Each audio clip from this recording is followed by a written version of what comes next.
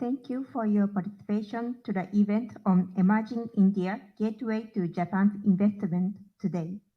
Before we start today's event, we would like to show you two videos. First video is about Chandrayaan-3 landing on the moon on 23rd August 2023. Second video is about G20 event held in India in August 2023. イベントを始める前に映像を2つ上映させていただきます。1つ目はインドの月探査機チャンドラヤーン3号が先日8月23日に月面着陸した瞬間の映像です。2つ目は先月 8月にインドで開催された G20 イベントの映像です。どうぞスクリーンをご覧ください。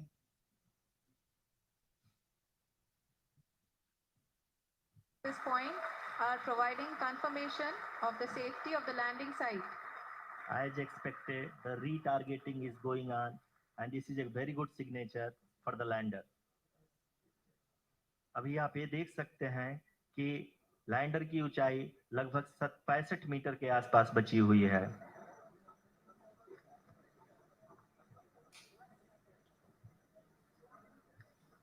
Currently, only 2 engines are now being fired, and we are nearly at zero velocity, vertical and horizontal. We were hovering, and now we are approaching the moon's surface. धीरे धीरे lander की वेगमान को कम किया जा रहा है और हम अब लगभग 50 मीटर से भी कम आ चुके हैं.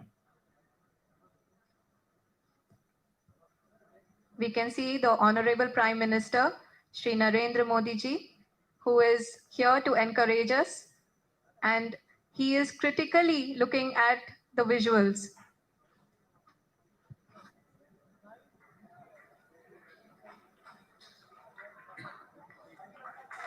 जी हाँ, आप अपनी स्क्रीन पे देख सकते हैं कि हम lander module. People are applauding. Let us all wait to hear from the Secretary Department of Space and Chairman ISRO, Shri S. Somnath. Lander module पूरी तरह से सेफली और सॉफ्टली चंद्रमा की सतह पे लैंड हो चुका है. ये हम लोगों के लिए बहुत ही गर्व की बात है. हिंदी में एक कहावत है,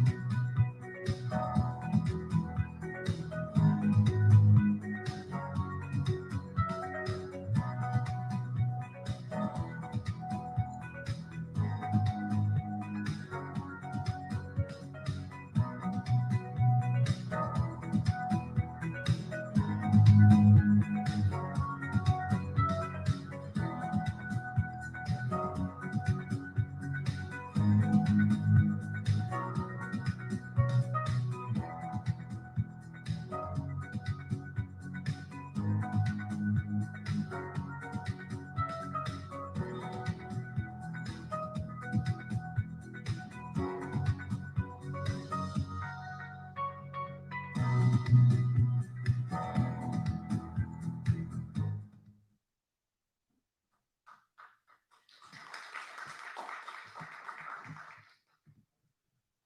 begin today's event, may I invite His Excellency Mr. Shibi George, Ambassador of India to Japan, to make opening remarks. はじめに駐日インド大使シビ・ジョージ閣下より開会挨拶を申し上げます。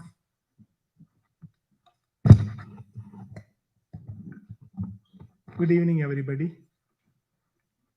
Sri Ashish Chugani, head of Alternative Investment Funds, Nippon Life. Mr. Sajin,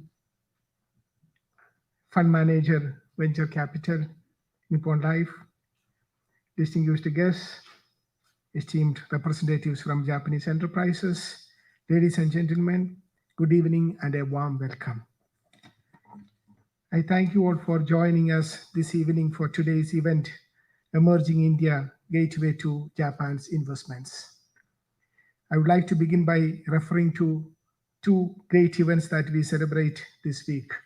We have seen videos of both the events. First, the Chandrayaan, India's successful launch of Moon mission. Celebrations all across India and the world is still continuing. I recall the congratulatory message from Honorable Prime Minister of Japan, Mr. Kishida, addressed to my Prime Minister when he congratulated him on the Chandrayaan mission. Immediately after the successful launch of the Chandrayaan mission, that is the Moon mission, ISRO also launched Aditya L1, the first space mission to study the sun. The spacecraft will be placed at around 1.5 million kilometers from Earth. The second event I would like to refer to is the G20 summit, which would be taking place in Delhi this week. India assumed the G20 chair in December last year at a challenging time when the world is looking at G20 with hope. It brings together 20 major economies of the world. They represent 85% of the global GDP, 75% of international trade, and 2/3 of world's population. So it's a very important gathering. We look forward to successful G20 summit when our Prime Minister would be hosting 20 heads of states of G20 and invited countries, including Prime Minister Mr. Kishida. And that would be an occasion to cherish the civilization ethos of Vasudhaiva Kutumbakam, one world, one family, one future. Dear friends, as India continues its rise on the global stage, aiming to become the world's third largest economy in the near term and a developed country by 2047, we acknowledge Japan's vital role in this journey. In my over 20 years of engagement with Japan, I have seen how India-Japan relationship evolved from what significantly was a G2G relationship with ODA at the heart of it into a very much B2B relationship. The ODA part is still very important. G2G is indispensable, but the landscape of our interaction, the playing arena has become so very much broader with economic partnership very much at the heart of this relationship. Over the years, Japanese enterprises have become an integral part of India's economic narrative. Today, our partnership encompasses an extensive spectrum of domains, trade and investment, industrial infrastructure, railways, digital technologies, energy, human resources, critical and emerging technologies, climate change initiatives, health security, space, semiconductor, and defense and security cooperation. This partnership is about business, it is about investments, it is also about building a brighter and more prosperous future for both countries and fostering stability and progress in the Indo-Pacific region. From automobiles to electronics, infrastructure to high-speed rail, Japan's contribution to India's growth story is both transformative and enduring. I recall the success story of Indo-Japan Fund of Fund launched in 2019 to invest in startups in the technology venture capital space. The fund has successfully met the objective and also contributed to facilitate Japanese corporates explore synergies with Indian technology startups. This is the kind of growth story, hundreds of successful Japanese investment stories in India that I would like to tell to every potential investor and industry leaders in Japan. In my 9 months stay in Japan, I have been able to travel the length and breadth of this beautiful country, covering over 30 prefectures and major cities where I met major business stakeholders and potential investors. What I have witnessed during these interactions is a real momentum, an overwhelming enthusiasm, a spirit of partnership towards building business relationship with India. Wherever I went, I came across a large number of companies, big, medium, and small, eager to look at India. What we should be able to do is to convert this momentum to concrete outcome. We have a long way to go. Japan today is among our most important economic partner. In 3 T's, Atmanirbhar Bharat, in the run-up to Amrit Kal, next 25 years, India at 100, 2047, when India work towards becoming a developed country. The most important thing today is that India needs to grow at a higher rate year after year after year in the next 25 years. As business and financial experts, you would know that there is a massive compounding power of growth. There is a huge difference from growing at 6% and growing at 8% and growing at 9%. This is what we strive to achieve in coming years and decades. In this journey, we look at Japan as a reliable partner. This needs a quantum leap in our engagement. Let me give you an example of what I mean by quantum leap. Currently, we have 1,500 Japanese companies operating in India. We would like this number to increase to 15,000. To realize this target, our cooperation in the coming years demands a fresh perspective and a novel approach. To support this process, we are taking new initiatives at the embassy, one of which included setting up the SME facilitation cell to encourage more Japanese SMEs to invest in India. To make our collaboration transformative, we need to leverage the key strengths of both our countries.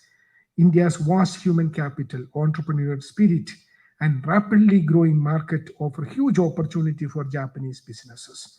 At the same time, Japan's cutting-edge technology, capital, and craftsmanship can aid Indian transformation across various sectors. Dear friends, I firmly believe, and I tell this to all my friends in Japan, that any Japanese investment in the Indian economy is an investment in Japan's strategic strength and strategic depth. India is more than just a destination. It is a journey towards growth, prosperity, and long-lasting, mutually beneficial partnership. I'm confident that today's event will contribute in further building our investment partnership. Thank you and good evening.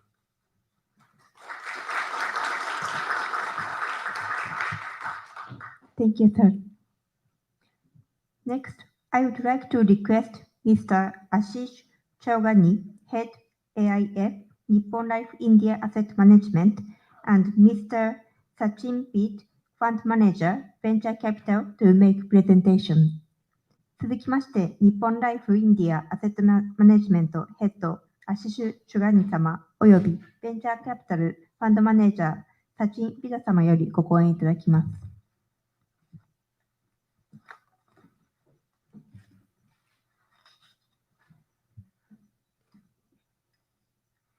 Thank you, Your Excellency, Ambassador George, for inviting us here and the warm welcome you have given us. Good evening, ladies and gentlemen. Thank you for coming here. We hope to showcase here some of what's happening in India and encourage you to come and look at it and make investments.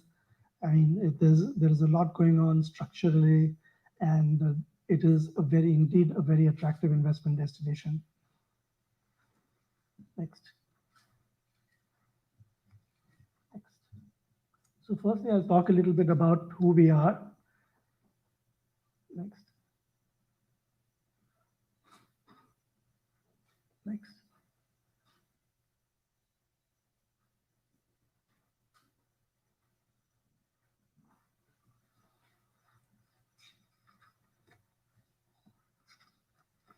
So we are a subsidiary of Nippon Life Japan, which I'm sure you're all familiar with. We're a publicly listed company on the stock exchange, and we have subsidiaries in Singapore, Mauritius, Dubai. The company that Sachin and I represent is Nippon Life India AIF Management Limited, which is also the company which manages the Indo-Japan Technology Fund that His Excellency referred to. Next. So little bit about us. We are the fourth largest asset management company or mutual fund company in India. We're the largest foreign AMC in India. 1 in every 3 mutual fund investor invests in us. So we have the largest physical and digital distribution network. We're one of the largest in the ETF or the exchange traded fund sector. We're also a great place to work. 5 out of 7 years, we've been voted as the best employer. Next. A little bit about our statistics. Our AUM is just over $49 billion, out of which about 40 billion is in mutual funds, and the balance in managed accounts and international.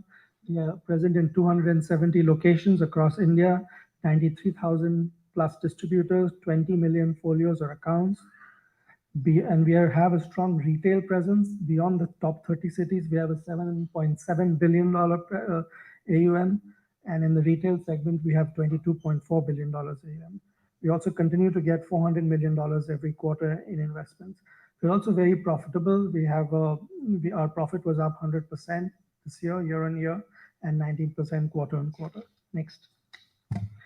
We have a wide bouquet of products across the investment spectrum. We have 42 schemes in the active investing space across all asset categories: equity, fixed income, hybrid, and fund of funds. And like I said, we are the leader in the passive space.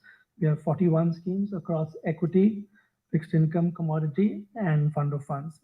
The business that Sachin and I represent is the alternative investment arm. Here we have 4 strategies: public equities, real estate, credit, the technology fund of funds, which we've spoken about, and structured credit. And we have 4 offshore schemes as well. Next. As I said earlier, we are present all across India in urban and retail areas. And, we have touch points almost in every part of the country. Next. This is about the company that I represent, which is Alternative Investments. We offer category 2 and 3, which is basically private. Category 2 is private, category 3 is public markets. We've raised about $700 million so far and closed 15 funds, and we're fundraising for 3 more. The ones that we are currently fundraising for is an equity scheme, which is a small cap scheme. The Digital Innovation Fund that His Excellency referred to, we are raising Fund 2 there. Again, this is an Indo-Japan initiative. And also we are raising a social and green fund also from Japanese investors, which is going to invest in housing projects in India through primarily Japanese capital. I'll talk a little bit more about this initiative a little later. Next. So a little bit about India. You've heard a lot about it, and His Excellency touched upon all of this. The world is going through certain irreversible macro changes due to various reasons. Countries are achieving self-sufficiency in areas of critical importance. There's decentralization of global chains, which we've all heard about, which has been triggered off with COVID and continued. Economies and businesses are getting digitized, driven really by emerging economies, consumption-led boom in emerging economies as well, such as India, and wide-scale infrastructure creation to meet the aspirations of the developed world. So that is what's going on in the world, and these are irreversible changes, and India is responding very well to these changes. Next. In each of these areas that I talked about where there are macro changes happening, India is responding extremely well. I'll take a few examples rather than dwell too much on this. It's a crowded slide. But on the global supply chain, we can achieve 3x growth in exports by the year 2030. And also we'll have supply 20% of the world's workforce. In the area of self-sufficiency of areas of critical importance, India will attain 100% energy independence by the year 2047. Again, Your Excellency referred to 2047, 100% energy independence by then. And there's a massive indigenization drive and the PLI, or the production linked incentive scheme, in various sectors. Digitization is wide scale. India IT industry is going to touch 20 billion by 2025, and it will have the second largest internet user base. And the market size will reach 1 trillion by 2030. The rising aspirations of the populace is going to lead to massive infrastructure creation. Railways is one particular area. In 2030, we'll have 200,000 kilometers by 2025. Consumption-led boom is widespread across sectors. We can feel this. The real estate sector is likely to be a big beneficiary. We expect 3x growth by 2030. Next. We talked about the rising space of India in the global GDP. We are moving from being number 9 in 2010 to where we are today is around 3.4 and north of 5.6 trillion by 2028. So we are going to be among the top 3 countries by 2028. Next. So this is what India will broadly, this slide just broadly captures what will India look like in the year 2030. Market cap is going to be equal to the GDP. Airports from 148 to 240. Number of demat accounts, which really signifies, equity markets and the depth of it. Number of tax filings is going to go up to 180 million. GDP, of course, like I said, 7.5 trillion. And then GST is, of course, which is the indirect tax, is going to touch 549 billion. So this is what India will look like in 2030, which is just around the corner.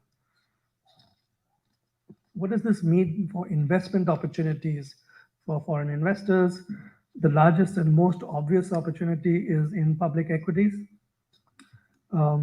There's a compelling opportunity in public equities. I talked about the macro changes that are happening in the world and how India is responding to them. In each of these areas, there are sectors which are likely to benefit and thereby throwing up opportunities for investment. I'll just take a few examples. Shifting of global supply chains will create opportunities in mobiles and electronics, engineering products, energy independence in capital goods, roads and railways, renewable energies.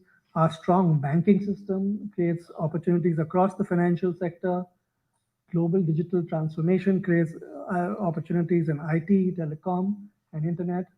And the resident Indian consumer throws up opportunity in discretionary spending, real estate, health, wellness, and various other sectors. Next.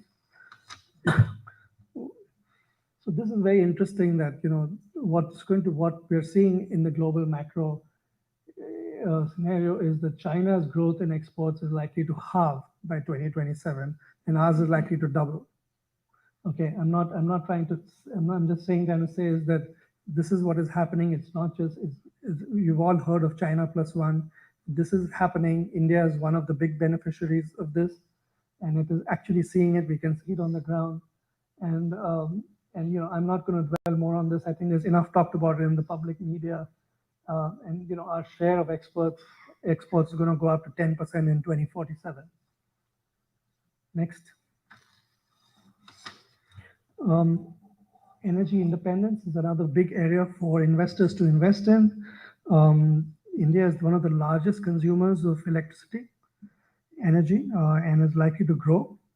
And there's a massive investment requirement for both traditional and renewable energy. So there's a huge opportunity for investors to invest in capital goods, industrials, and infrastructure. Next.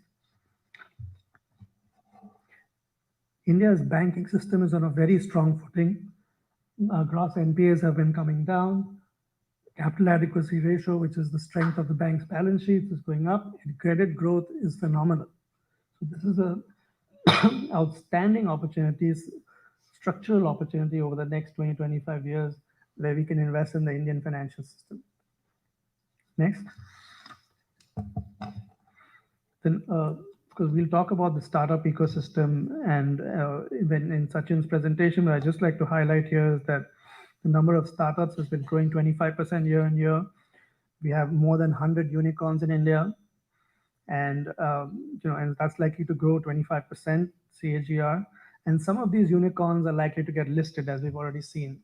So these are again opportunities for investment in the technology sector in India. Next. Consumption-led theme is again another story likely to play out in India. India is way behind other countries on the J curve with respect to consumption. India is changing. We're likely to be going up the J curve and catching up with countries like Japan, of course. The generation Z, as we call it, that's going to form 77% of the population by 2030. And they're willing to spend more. They're willing to spend without thinking that much. They're more brand conscious. And this throws up opportunities to invest in FMCG, consumer durables, retail, media. I'll come to the next is structured credit. This is maybe not such an obvious opportunity for foreign investors, but there is a large opportunity to invest in credit funds. The ones that, because there is, the space has been vacated by mutual funds and non-bank finance companies. Credit growth and requirements is huge. This is credit which doesn't fit in the normal banking channels. Banking is focused more on wholesale growth. There's a vast untapped opportunity to provide capital or flexible structured capital to funds. And that's what we are doing through alternative investment funds. Next. So they, on a risk reward basis, private credit funds, are very attractive. They offer mid-teen returns, and they're also relatively safer than other types of debt. So this is again a very unique investment opportunity present in India. Next. Real estate, I talked about this earlier. Real estate sector is a big beneficiary of the consumption boom. Real estate is the second largest employer in India. It's the third largest sector in terms of FDI. It's likely to be $1 trillion by 2030. The India Housing for All initiative by the government is likely to attract 1.3 trillion in investments. And there are investment opportunities across residential, office, retail, hospitalities, putting up data centers. So real estate is a very large segment, and 80% of the real estate sector is actually residential. Next. Residential sales have hit an all-time high last year. Demand is primarily led by end users as against investors. Sales are higher than launches. Prices have remained constant, and there are laws in place. The government has put in strong regulation to protect the home buyer. And this is a very positive development from an investor's point of view. I'll go to the office sector. India has actually bounced back quite significantly after COVID. The office sector, people have returned to office. So grade A office demand is very high, almost 778 million square feet. Vacancy levels are all-time low. Office leasing has bounced back. And there are already 3 REITs in India. REITs is something that Japanese investors understand. There are now 3 REITs in India, listed REITs. And they're all opportunities for investors to participate in. I'll now take a pause and let my colleague Sachin tell you a little bit about the Indian startup ecosystem and the technology fund, Indo-Japan Technology Fund.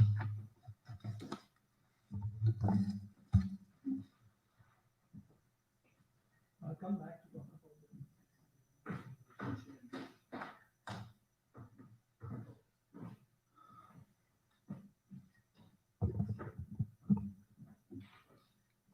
Thank you, Ashish.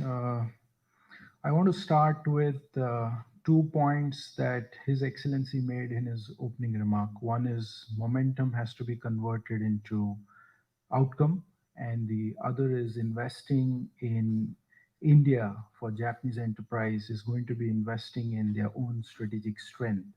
And subsequent slides that I will run through We'll talk about one, India's startup ecosystem, and the second is, the fund of fund that we are running, which is actually a true example of how India Japan really gains from this partnership.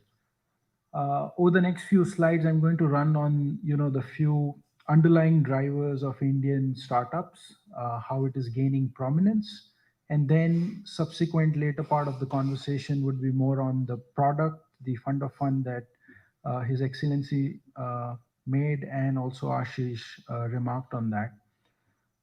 So quickly, you can see on all these factors, the times we are 830 million internet users. We spend a lot of time on internet. You can see on across all the factors, whether it's social media, whether it is digital payments, whether it is video hours that we are watching. We are 830 million internet users. 350 million of that are already making digital payments online. So there's a large part of the population now which has access to payments, and we are comfortable making payments online, which is possibly the largest trust deficit that we have solved for in India at this point. Next slide, please. 28 years is the average age of India. So you can relate to the first slide of we are spending a lot of time online, we are making payments online, we are watching online, we are surfing online, we are consuming content online. And it's not a surprise that we are the youngest country right now in terms of the average age. On the bottom left, you will see there is an acronym called UPI, which is actually the payment gateway, which is built organically, ground up in India. There is no example of this in any part of the world. This is not a borrowed model. This is an India only model. You can see the curve. January 23, 175 billion payments happened on UPI platform. 77% of that is P2P, which is peer-to-peer, and 24% of that is payment to merchants. So what really is happening is in India, if you look at it, 175 billion, this number, of course, on March has even gone higher, is we are digitally connected. We are making payments to merchants. We are making payments to each other. So there is a data trail that is getting created, both for individual consumers, for businesses, all large, medium, and small. So that data trail and that transaction trail is leading to a new layer of internet economy, which I will talk about in a brief. Next slide, please. In Japan, you may have heard about the success of Indian IT services, Tata Consulting Services, Wipro, HCL, Infosys, and so on. Now there is a new success which is getting created in India, which is called the internet economy. And you can see 2010, we were at about 8 to 10 billion revenues in internet economy. We are projecting $1 trillion by 2030. And on the right side, you can see the growth curve. The internet economy is projected to be from 0.5%. We are going to be about little over 10% as a share of the entire GDP. And by 2030, much before that, we would also be the third largest economy if we continue our growth trend, which is there's a lot of belief and a lot of capacity creation which is happening on that. Next slide, please. So we spoke about young India, digitally connected India, making payments, frequency of payments, and there is a high trust in making payments digitally in India. We also spoke about how the digital payments are seeing a J curve and how it is creating the data and the transaction layer in India, and it is getting formalized more and more across sectors. And there is a foundation to this. It's called the India Stack. And what India Stack is basically, each Indian individual today has a unique identity called Aadhaar, which is right on the top. So today you can ID any individual in India. So if you're accessing any service or product in India, the first thing required is the ID, and we are now digital ID.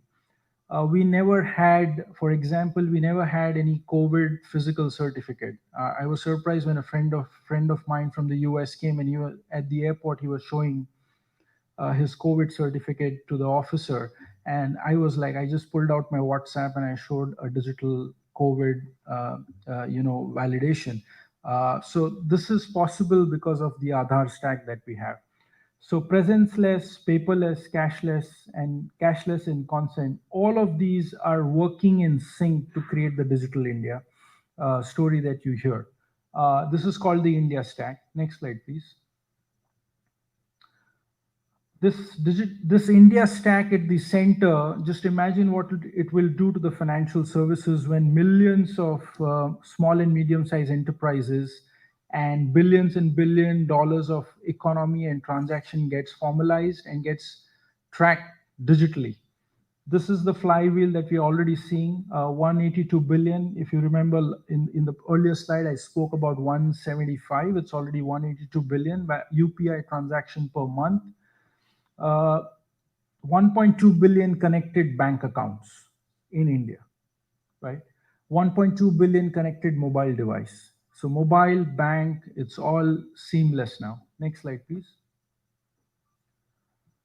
Young India also leads to, we have a higher percentage of developers. We are generating 2.5 million new developers are creating projects on GitHub at this point. That is by far the largest when you compare to other countries that are there on the graph. On the bottom, I want to highlight the percentage of developers who are using AI tool. 46%, the highest in the chart. You have US and other countries also here. So it's a significant depth in the engineering talent pool, young engineers who are digitally connected, who are exposed to global practices. There are many large MNCs in India, and all these engineers are getting trained on global products, global process flows. Next slide, please. I'll skip this. Next slide. Next slide. Next slide. This is just a year-on-year funding. So now I'm slowly moving from the factors which are driving the digital adoption and the digital economy in India, and now I'm going more to the outcome. These are $1 billion in funding. 21, we attracted $40 billion in Indian startup funding. You can see the split at the bottom, which is late stage accounts for almost between, say, 60 to 80% is late stage. And the early stage is where we are focused as an early stage fund of fund, which is the Indo-Japan example that has been mentioned earlier. Next slide. The funding is not, I just want to highlight on the extreme right side, you can see a lot of sectors are now receiving funding. It's not one or two sectors. It's not just, say, Flipkart, which is the analogy for Amazon, but it's across the sectors.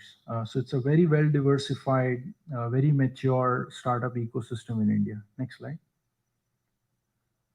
Next slide. I want to take a pause here. I've been a founder myself. I built a startup in India, and this was new in 2010 in India, but now it's very common for engineers to graduate and start a company of their own. And what it has done is it has created a flywheel. We have a lot of serial founders now in India. They are starting companies. We are seeing engineers who are joining startups. They don't want to join a large company, but they want to join a startup. And they get trained there, and then they want to really start the company of their own. So this flywheel, this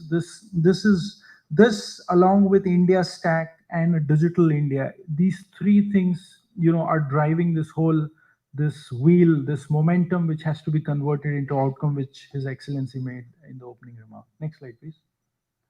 This is the flywheel I was talking about. So the early employees of Flipkart, when Flipkart scaled up and when those early employees saw what makes a startup successful, they left Flipkart. They didn't join a large company, but they started other startups. And those startups then raised more money. They build market share, products, services in different sectors. They attracted capital, and then they scaled up. So this is the flywheel which is happening now very often, where there are repeat founders starting new companies or early employees from successful startups who are starting a new company. Next slide.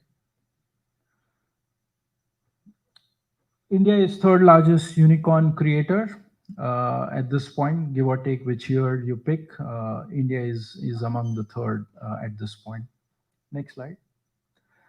So so far we have spoken about the startup, the foundation of Indian startup ecosystem, and now I want to come on the fund that we run at Nippon.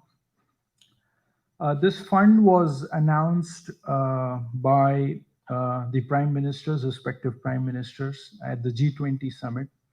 And since then, in the subsequent slide, I'll walk you through the progress and what this fund of fund has achieved so far. Next slide. So this fund of fund, basically what it does is it invests in early stage technology VC funds in India. Those VC funds then go and invest in early stage technology startups. These startups are across sectors. You can see in the red the startups that the fund of fund has already gotten exposure to. AI, machine learning, robotics, across sectors, financial services, consumer, industrial, logistics, and so on. Next slide, please. What was the objective of this fund of fund? The objective is twofold. One is to generate financial returns, but more importantly, it is to also generate strategic benefits for Japanese investors. And how are we stacking on these dual objectives? Next slide, please. So on the left, you will see the investors who have invested in Fund 1. These are names I'm sure you can recognize, financial institutions and corporates. We raised 103 million vintage 2020. That's when we achieved the first close. On the middle, you will see the funds that we have invested into. These are seed, Series A, Series B funds. These are very early stage. And on the right side, you would see the financial returns, basically the track record. So just a number, 25% rupee net IRR and 19% JPY returns since the inception in January 2020. Next slide, please.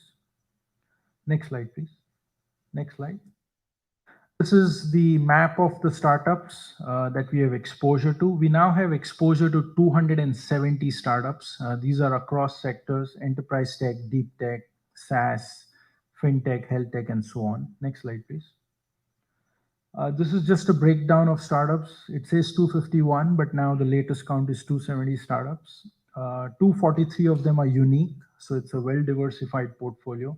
And on the right side, you would see the maturity of the startup. Right on the top, you would see 30 companies which are doing more than $10 million in annualized revenue. And in the bottom, you would see the sector exposure. Next slide, please. So what we do on the strategic side, so I spoke about the financial side. On the strategic side is we do two things. One is we do biannual event. So every 6 months, there is a virtual event where LPs curate startups, the investors in our fund, they curate startups that these are the founders we want to meet and we want to know more about their company and products. So those startups come and present every 6 months. The objective is to make both the sides learn each other, and from there on they could possibly lead to more strategic opportunities.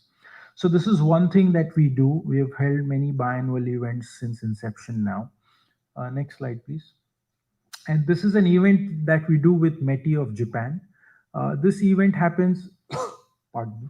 This event happens every second month, where we pick a theme. It could be AR, VR, healthcare. In fact, the one happened very recently, last week.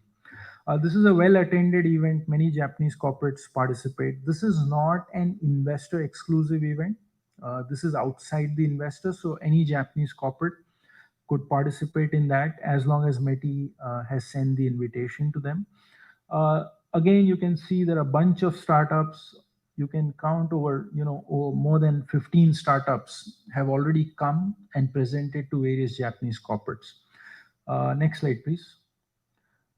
This is the activity of Japanese corporates who have invested in our fund of fund startups, not in our fund of fund, but in the startups. So this is just an indication of activity which we are already seeing You may be familiar with many of these names, and on the right side, you would see the startups. These are startups which we are already exposed to, and on the left-hand side, you would see the Japanese corporates who are already active. Next slide, please. So I spoke about this. One is the access to biannual event every 6 months. The other is, many Japanese corporates or our investors visit India and they want to meet specific startups. They want to meet specific VC funds. It's a learning trip for them. So they have this fund of fund, the team, we are present on ground in India, and they leverage our domain expertise, our network to come and, meet these VC funds and startups and know what is happening in the third largest startup ecosystem in the world. Of course, the other two are more investor centric, where they also get the opportunity to invest alongside us. So when we are investing in a VC fund, they could invest alongside us. Or if we are investing in a startup, or a startup is raising a subsequent round, India is a large market. Every year there are 1,500 startups which get funded. It's a lot of effort to screen those companies and find the right ones, right? So they use this fund of fund, our capabilities, to basically screen into those startups and find which are the strategic, which ones fit their strategic objectives. Next slide. Thank you so much. I will now get Ashish on the stage again to make the final presentation. Thank you.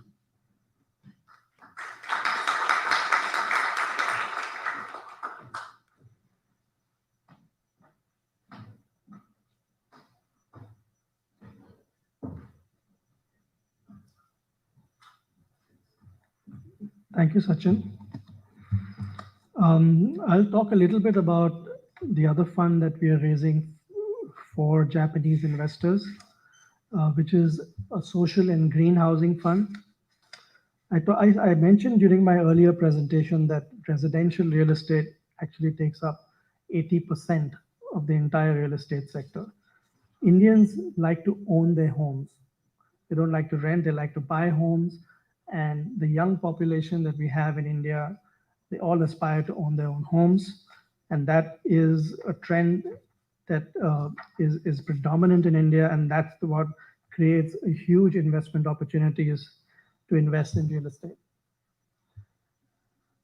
Why invest in the real estate sector now? I talked about the all-time high residential sales that is there. The governance framework is at its best. The government has come up with strong regulations to protect home buyers, to protect investors. Growth factors, we talked about it earlier, growing urbanization, burgeoning middle class, all wanting to buy their own homes. And there's limited funding, again, that I touched upon earlier. There's limited funding available from real estate from other lenders like banks and non-banks and mutual funds. Hence, there is an opportunity for funds to play a role. COVID-19 has also played a role. People were sitting at home and they felt that they need to have either a larger home or need to have their own home. So this was also a big driver. Next. Middle class. The middle class is likely to be 300 million by the year 2030. And you can see the bulge in the middle, which is the middle class, and that's the target market for the fund. And the middle class is likely to become 78% of all households by 2030. Next. So a little bit about our real estate credentials. We've deployed about $500 million in real estate across 73 deals. We've already exited 61 of them, and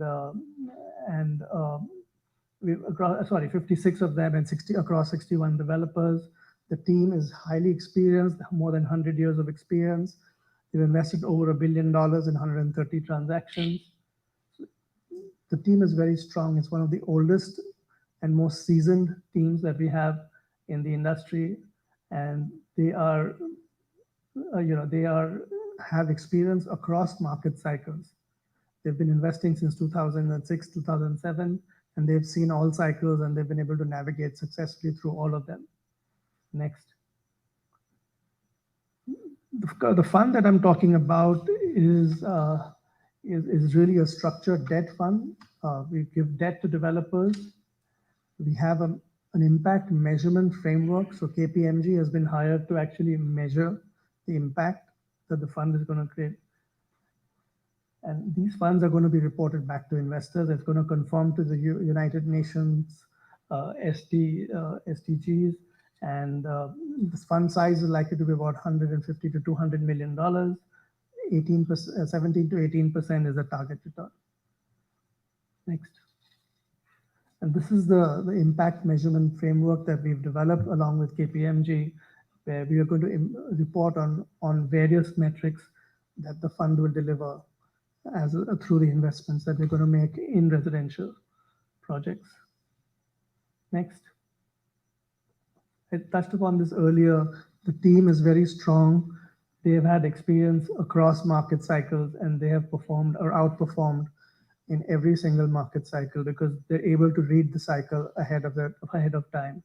And we have a stellar track record, which we hope to bring to the Social and Green Fund.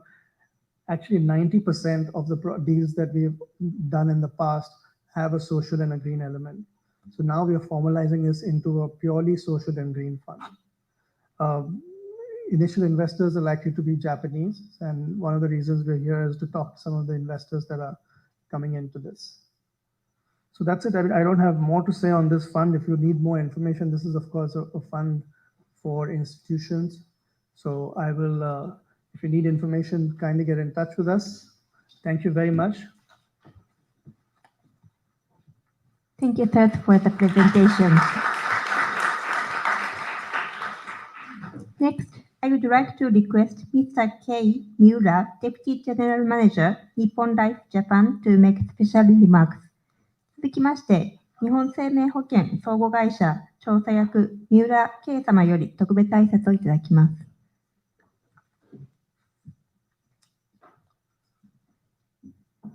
Good evening, everyone. I'm Kei Miura from Nippon Life. Please excuse me for speaking Japanese. 日本生命の海外アセットマネジメント事業部という部署におります、三浦とします。今のマネ事業を担当しております。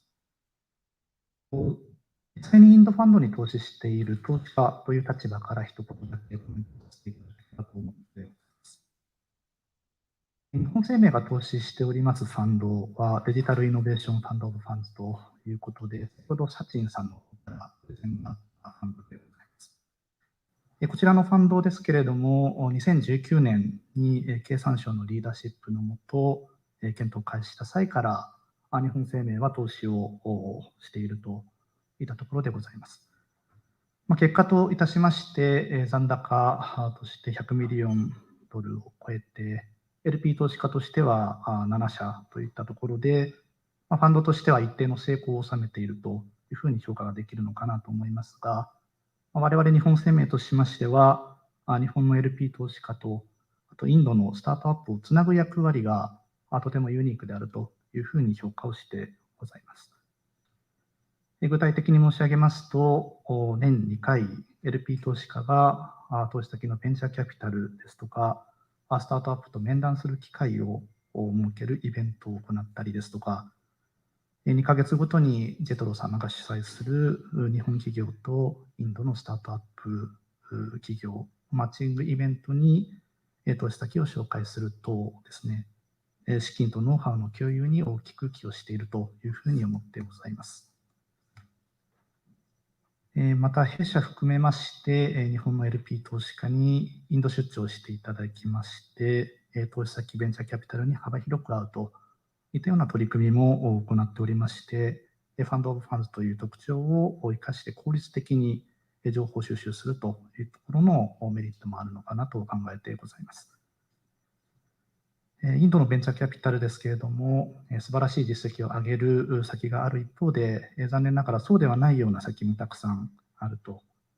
で、また、優れたベンチャーキャピタルはハードアクセスであると。そういった問題があるかと思いますけれども、ファンドオブファンズ形式であれば、そういったスクリーニング機能ですとか、アクセスの課題等が解消できるというふうに我々は考えてございます。皆様におかれましても、現在活況を呈するインドのスタートアップへのエントリー手段として、ファンド・オブ・ファンズ形式での投資といったところでご検討いただいてはいかがでしょうか。はい。以上簡単ではございますけれども、実際の投資家として一言コメントをさせていただきました。ありがとうございます。Thank you very much. ありがとうございました。ここで質疑応答を受け付けたいと思います。Now we will have a Q&A session. If you have any questions, please let us know. ご質問ございますでしょうか？特にございませんでしたら、終了させていただきたいと思います。